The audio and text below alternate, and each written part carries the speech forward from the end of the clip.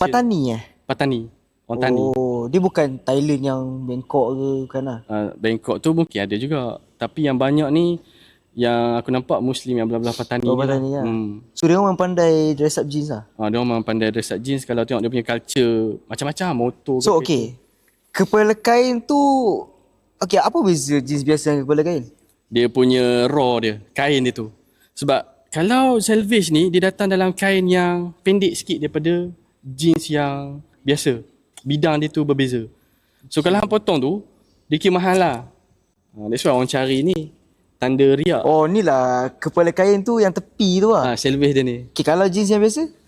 Dia tak ada, dia macam hitam je. Oh, biasa je? Putih je. Biasa je. So, kalau harga jeans yang kepala kain dengan yang biasa harga lain lah? Harga berbeza. Jauh sangat ke ataupun tak jauh sangat? Tengok brand.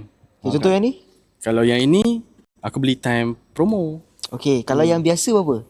Kalau yang biasa, 100 lebih boleh dapat.